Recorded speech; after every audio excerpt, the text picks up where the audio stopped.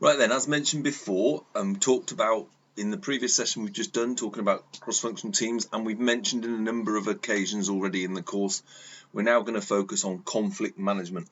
Conflict management's a key skill for anyone really in the workplace, but particularly people in supervisory or management positions. And dealing with conflict well can have a massive impact on things like productivity, team building, individual well-being, and that can impact on things such as absenteeism, which we're told is a massive burden on the British economy and on individual organisations if it becomes a problem. So let's have a think about some conflict situations.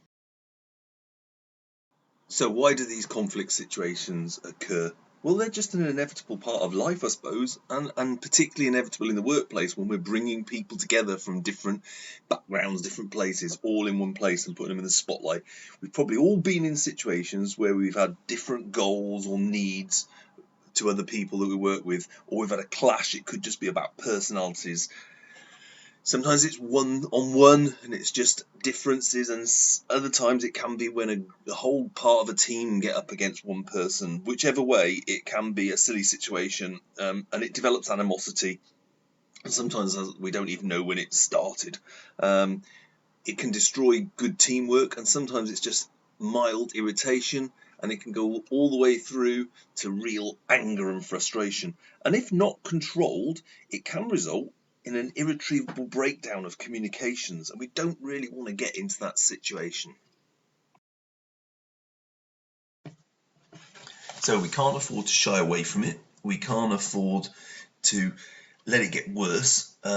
Sometimes it's just about educating or bringing disinterested people into it, trying to engage them, convincing others that if they aren't interested, we need to find an interest to bring them in. Or it could be about dealing with frustration, maybe from customers perhaps who've received poor service, and sort of trying to negotiate with them and persuade them to calm down. It's just a daily event that we must deal with, and people's emotions and our own, as we talked about in knowing our triggers in emotional intelligence. We need to manage the situation and make sure that we're making the best out of that situation. As we said when we reviewed that video at the beginning, stopping it early, stopping potential conflict, maybe by talking, is always the best solution, but often it's inevitable that the conflict is going to happen, as we covered in the team building when we're going through the inevitable storming stage. It might happen, and then it can bring some benefits as long as it's managed properly. And those benefits can include increased understanding. Going through the process of resolving a conflict helps people to expand their awareness of other people, gives them an insight into how their goals could be undermining others.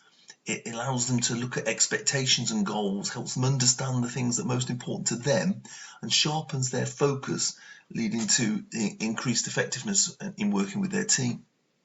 You've also then got, from that, hopefully if we go from the storming stage into the next stages and the team starts to build, you're going to resolve conflict effectively. Means that team members have a stronger mutual respect for each other. It's going to renew their faith in their ability to work together because they've sorted out a problem and now it's improved. And then finally, it can improve self-knowledge. It expands, conflict pushes those individuals to expand their own awareness of themselves. It gives them an insight and helps them to achieve their goals without undermining others. In that sharpening of their focus, it brings things closer together. And sometimes after a conflict, as long as it's been managed well, then actually the team is much stronger moving forward. We're going to look at a number of approaches.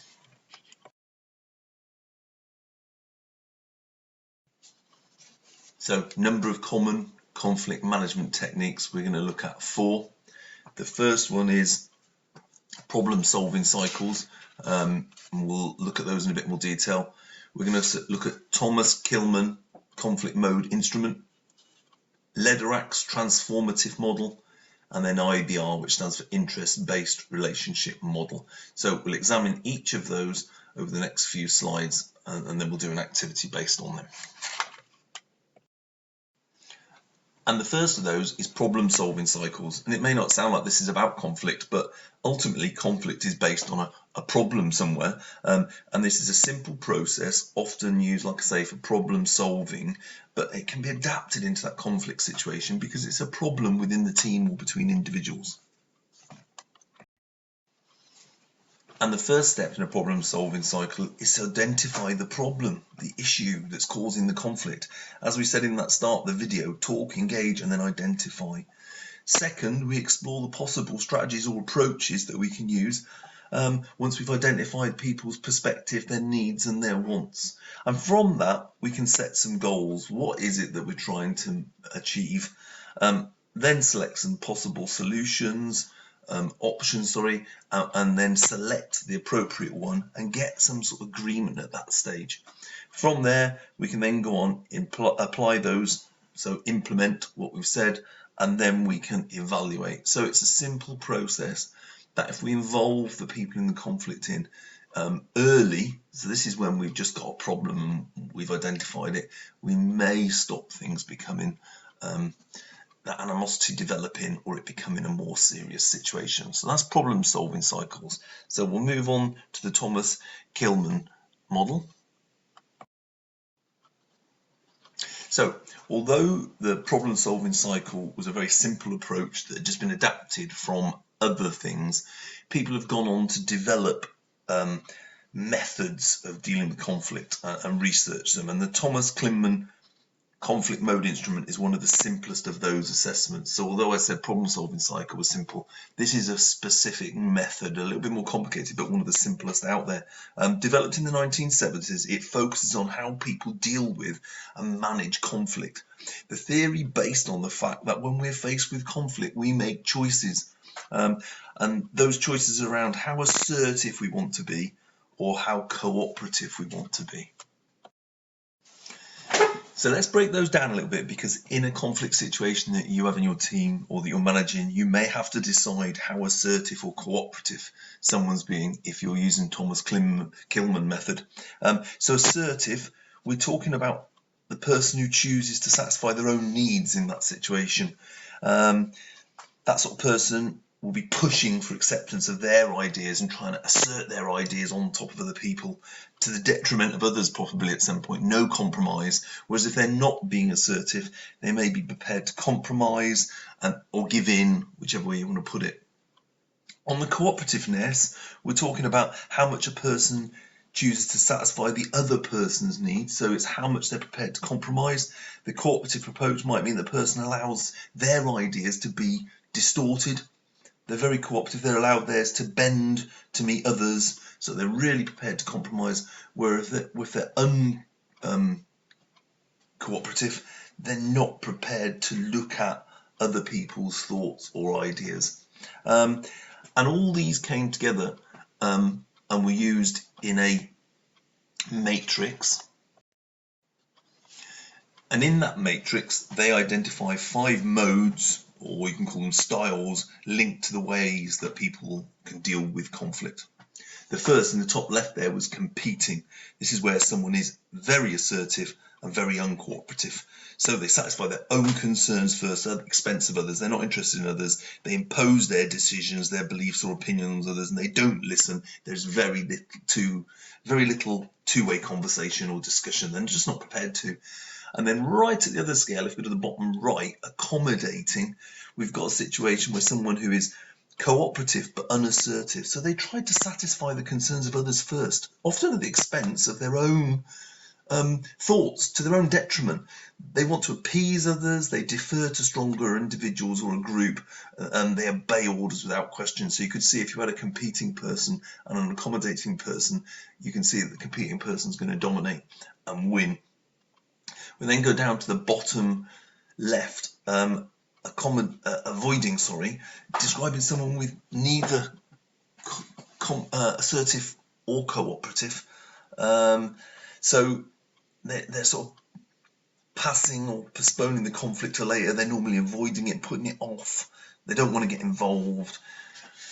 Inevitably, they might want to gather some more information and find out and then discuss it at a suitable time when they think it's appropriate or they think it's interesting. But again, if that person's avoiding it while you're dealing with someone else who's very competing, then there's probably never going to be a time when that becomes the right time. So avoiding it doesn't always solve it, and can just leave it, and it festers and can just develop more for later. And then finally, up in the top right, we've got collaborating or collaborative. Someone who's both assertive and cooperative, so they'll make a conscious effort to find a solution and allow for other people's thoughts and try and meet everyone's areas as well as their own. Try and satisfy everyone's expectations. Requires a high level of creativity because and time, energy, resources, because you've got to deal with all those sort of areas, and there's a lot of collaboration, and can sometimes not come to any sort of agreement. And finally, in the middle there, you have compromising, which describes sort of finding the middle ground between accommodating and competing. So sort of midway between assertive and cooperative. Often finds an acceptable solution but that only moderately satisfies the parties concerned. So it might meet the overall objective, but nobody is sort of achieving what they wanted. And it's rarely ideal, to be honest. It's just a way sometimes when you can't do any of the others that we come to an agreement in the middle. You know, it's obviously a lot quicker than the collaborative, because in the collaborative you continue to talk until you get everybody to agree, whereas in compromise it's just a case of saying, okay, we'll settle for that. And these modes have benefits in all sorts of situations. For example, if you haven't got the time to do the collaborative, then you might have to go for the compromise because of the timing. They will depend on the parties and the situation that you're involved in. As I said, if it's something that needs to be sorted out quickly, then we haven't got the time to go to the collaborative approach. We'll have to go to the compromise. Whereas if we've got the time, we could continue to talk in the collaborative sort of area. But it will depend on each person, what sort of skills and what sort of emotional intelligence they've got as well, because as we talked about before, emotional intelligence comes into this very much, because we're talking here about being able to control our emotions and influence other people's emotions. You need to do that to be collaborative. And it's about thinking about our reactions, like we said in Batari's box, where my attitude affects your behaviour and stirs up the conflict to a certain extent. And bad management always uses the same one, I would say. Bad conflict management. Some people just always go to an assertive, right, I'm putting my foot down and this is what we're going to do as a manager of a conflict, and that doesn't necessarily solve the problem. It just buries it until the next time it comes up. So that's the Thomas Kilmann method. We'll have now look at Lederach. This is by far the sort of vaguest, almost difficult to define, and really was sort of used in larger world conflict, war type or difficult situations. It comes from John Paul Lederach's book, The Little Book of Conflict Transformation, and it works on the process and understanding that the parties' assumptions and their needs, so the actual process of getting over it, are more important than the actual question what the issue is. So it's about the mediation that goes on to get there. Requires a lot of creativity, often a team. It uses perspective and has a experiential sort of dialogue, so we're trying to experiment as we're going through. We don't actually know what the solution is going to be as we go through it, but it does outline 4 clear stages that it believes a conflict goes through. So there were 4 steps, and the first is dealing with the immediate crisis. Now, in this original thing we're talking about there, the war conflict situation, so it could mean implementation of a ceasefire, cleanup of war-torn areas, disarmament, delivery of aid, restoration of security. In our workplace situations, it just could be about stopping the initial argument and getting some agreement, and there's going to be a discussion. So we might be talking there about in some sort of industrial action situation. The next step, he said, was to re-establish working conditions. So if it was an industrial action, there'd been a walkout, it would be about getting people back into work. So it's about building relationships, getting some sort of discussion going about what the different parts or opposing parts are. And then step 3, he talked about dealing with the systematic issues underlying the conflict. So here it's about where the real work, difficult work begins. We said this was a focus on a transformational process. So this is about transforming the systems that people feel are unjust. It's about get into the deep-seated structural imbalances. So it might be about changing policies, changing procedures if it was an industrial action. And often, as he's in his book, he talks about it being deep set because it might be about traditions, history and culture. And as we've talked about culture, it could be true of that in the workplace. It may have been something that's been happening forever and we're trying to make changes. But at the end, we're hoping at that stage that we're going to come out, and that's a difficult stage, we're hoping that we're going to come out with some sort of clear, defined agreement about which way we're going. And then he said step 4 was about finding a way to introduce that, because it's fine that you've agreed it. And we see that many times in industrial disputes when the union has perhaps agreed something, and then by the time we go to introduce it and get it upheld, it disintegrates again, and we end up going back to an old stage. Because hopefully, if this works at stage 4 and it is introduced and upheld, then we're back to step 2 and re-establish working conditions again, but with the new systematic approach. It's a longer approach, and in his book, when we talk about conflicts, we're talking about this over a stage of years. So this is probably going to be used when there's some sort of deep-seated sort of conflict situation within the organisation. So the dealing with the crisis could be about new terms and conditions, perhaps. 2 could be about holding talks while we get back to work. 3 could be coming up with a new system, and then 4 could be implementing that system. So let's move on to the final one. So the final technique we'll have a look at is interest-based relational approach. When conflict arises, the theory is that it's really easy for people to get entrenched into their positions. Things like tempers can start to flare, people raise their voices, body language gets bad, and people interpret things wrongly. And before we know, people are either taking a defensive or an aggressive stance. Using this sort of approach can help us control those triggers and start to sort of bring that under control. First, identified in a book called Getting to Yes by Roger Fisher and William Ury, and it was more about negotiation, but that's what we're talking about here. It's basically saying that we can resolve the conflicts by separating the people out from their emotions and get down to what the actual conflict is about. We can then start to build some sort of mutual respect, understanding that rapport we've talked about before, and then try and get united and solve the conflict based on the conflict, not on the individuals and on their emotions. In the situations we're looking at, the theory says that really your main role as a team leader or manager in these conflicts is not just to resolve the conflict, but for your team's benefit is to make the team members feel that they're respected, that they're understood, and that you appreciate their differences. In essence, you're to manage the conflict and in a civil and grown-up way, and to make sure that everybody feels like it's been sorted, not just that you've told them to sort it. And they say that the main things you should do as the leader, you should insist that everyone remains courteous and civil, and the key that is you do that you don't lose your rag. And in a priority to help each side is to make sure that you encourage them to respect each other, understand each other, so that the parties can reach some sort of consensus. So to use the IBR approach effectively, there are some key things. Everyone involved should actively listen. We've talked about what active listening is before, but it's key if we're going to make sure that everyone's respected and understood and that we're being civil and courteous. You need to be empathetic if you're going to understand people and see where they're coming from. And you need to recognise or have a good understanding of the body language so that we see it happening and see where people are going. We need to use our emotional intelligence, we've talked about that before, and recognise the triggers and think about Bitari's box. We talked about our attitude affecting our behaviour, and then etc, etc. And we need to employ anger management techniques. We need to know about our triggers. We need to recognise them and make sure that, because in these conflict situations, some people will try and trigger those things to try and cause the conflict and make it worse. Now, we've looked at 4 techniques there. There's a handout in the resources with a bit more. You may have to research them. There's handouts with those, and we're going to use one of them in an activity at the end. So that's the 4 techniques that we've looked at.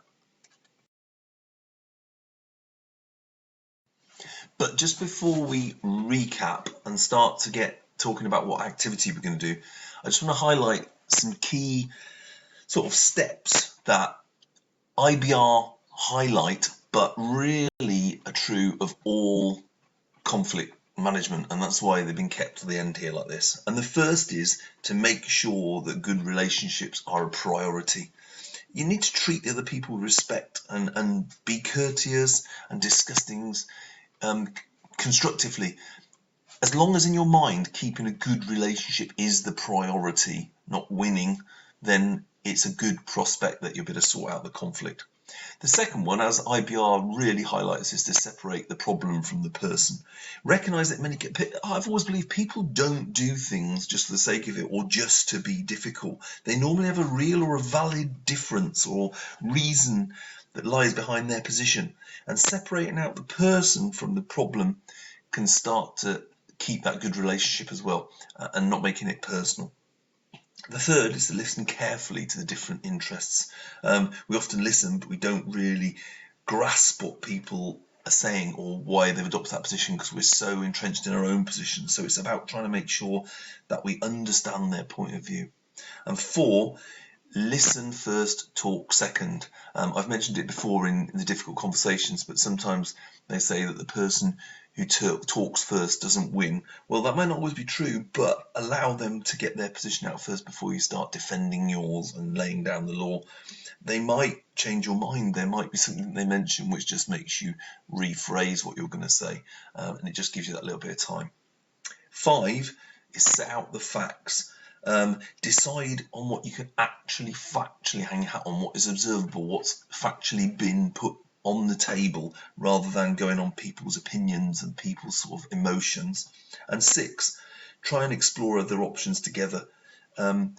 Sometimes it might be about bringing a third party in if it's really difficult, but exploring the options together, sometimes you see, and reading their body language, sometimes you see points where you can establish common ground or agree on something and take it forward. So those are mentioned in IBR, but I think there's 6 key steps that we need to follow when in any conflict situation. These can also be good guidelines just to follow, even in just contentious discussions, to stop them turning bad. Avoid antagonism, dislike, and things to spiral into what generally would be called a conflict. We have to remember with all these methods that we've just talked about, they're just approaches and they may not be suitable for every situation. You can't just pick one and always use it and stick by it. For example, you may not be able to resolve issues in a consensus sort of collaborative way if you're in a crisis because there isn't the time to go through it all. And you may need to be a little bit more assertive in those situations to get the situation solved. But you can always go back and have a bit of collaborative talk about why afterwards and ensure that everybody understands it. You need to be able to select from, and having the knowledge of like the 4 we've talked about, the Thomas Kilmann, the problem-solving cycles, Lederach, and then finally IBR, means you can select the bits from whichever ones you think are appropriate at the time. Because really, it's about investing in your team, and I think sometimes seeing, as I've said before, seeing a conflict situation not for its negative points but for the possible ways of creating understanding, creating a better atmosphere, sorting out a few issues. If you start to look at them in a positive atmosphere, sorting them out, then you might manage them better rather than just try and avoid them. Need to resolve them to the agreement of parties so that there's a longer term benefit. So finally, what I'm saying is, don't necessarily see it as, oh no, I've got a conflict to manage, but possibly see it as a way of improving the relationship and building on things. So on the next slide, we'll just recap on what we've covered.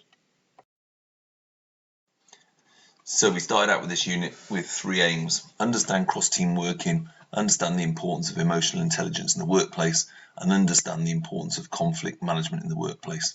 Really, we'd covered sort of emotional intelligence in the workplace when we talked about it in the managing yourself and the self-awareness unit.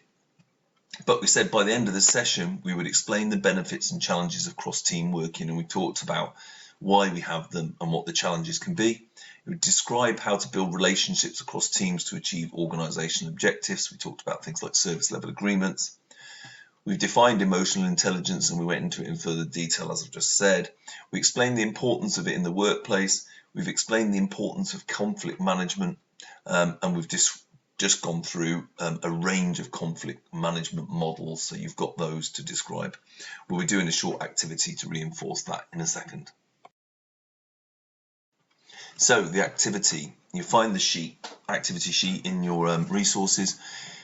It's basically a conflict scenario, giving you a potential conflict situation where you're a department manager in a food manufacturing plant and you need to sort it out. So you need to, there's a table in there and you'll explain how you would use the, I've just picked the IBR technique to manage the situation. So if you complete that and upload that, and then we'll have a look at what to do next. So this is another unit that is externally assessed with an online test, and we'll discuss when you will do that later. We've talked about it before. It'll be an agreement when you feel ready, when your employer feels you're ready, and when your assessor feels you're ready. And it's assessed with the unit 303 communication, which is a previous unit we did. So we'll just try and do it while it's both fresh in your mind, but we'll discuss that later. It just have to be a convenient time. It's called Unit 318, Communication and Building Relationships. 40 questions with 45 marks, maximum 60 minutes to complete it. And as I've said before with these tests, the test is 25 out of 45 for a pass, which isn't an exorbitantly high pass rate, so I think you'll be fine. What you can also be doing is there's an evidence sheet for Unit 306, Building Relationships, which is the one where you've got to show what you actually do in building relationships. So you can start to have a look at that, start to have a look at any of the situation we've discussed, the activities you've done, and see how they relate to where you could produce evidence. So start thinking about that, and then move on and complete the next unit, which is 316, Problem Solving and Decision Making.